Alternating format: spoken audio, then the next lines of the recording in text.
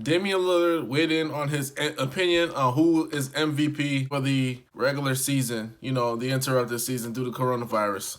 This season, I think is LeBron. They're number one team in the West. They've been consistent all year long, and for him to be at the age he's at with the amount of miles that he has on his body, how often he's talked about, the pressure they put on him and every little thing that he does, and the level he's performing at, I feel like, in my opinion, I think he's an MVP. Of course, Dame is entitled to his own opinion. However, objectively looking at everything, it's, to me, in my opinion, it's not even close. Due to two reasons. Number one, Giannis is putting up some of the illest numbers we've ever seen during a regular season. Point blank, period.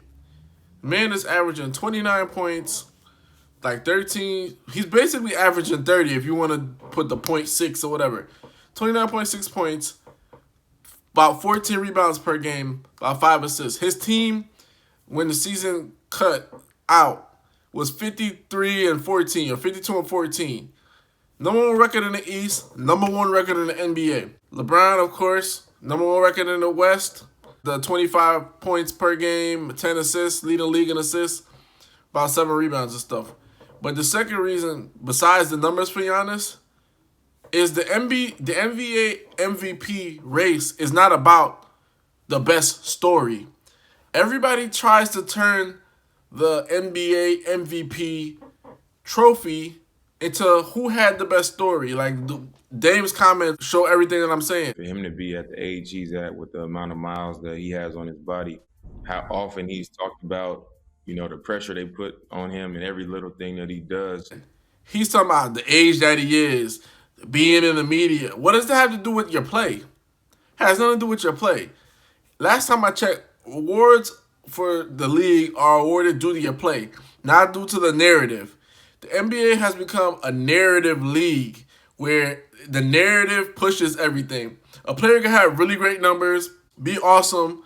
Like, for example, Dame, for instance. Dame got left off how many all-star teams? And he had all-star numbers. But because of the narrative, it didn't drive for him to go there. So that's my problem with picking LeBron over Giannis. Because to me, we can't give somebody like LeBron James the NBA MVP award just because what he did kind of the last half of the season or push his way through the season. NBA MVP, the MVP, it starts from October to the end until the playoffs. So about April. You can't give me an MVP from, you can't get MVP if you played only well from March to April or January to April.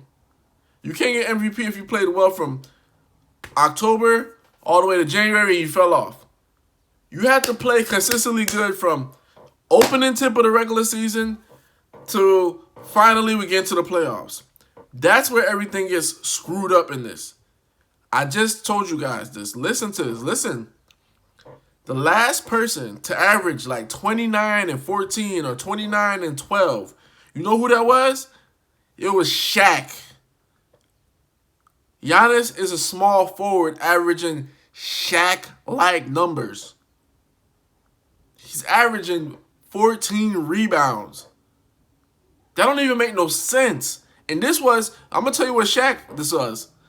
This Shaq was the 2000 Lakers Shaq.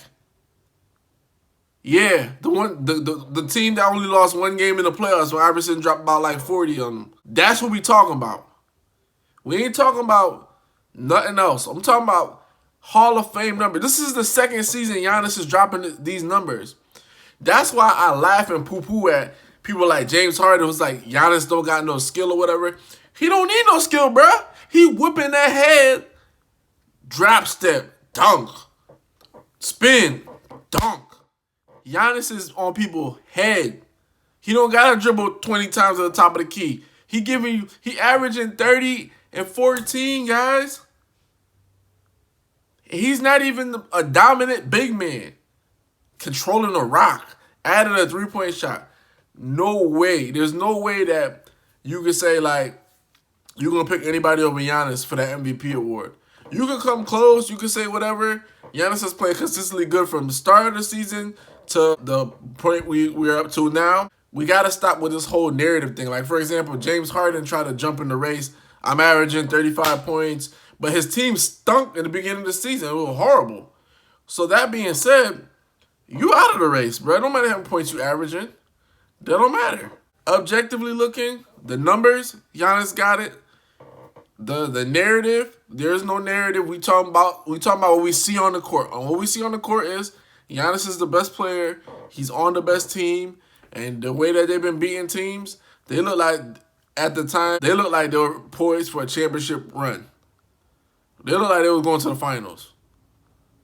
Whoever in the Bucks in the finals. Lakers and Bucks, I would love to see it.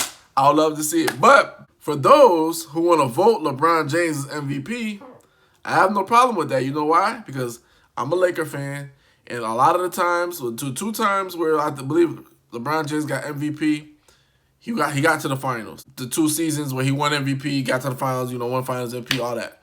So I'm good with all that because that bolsters my Lakers case.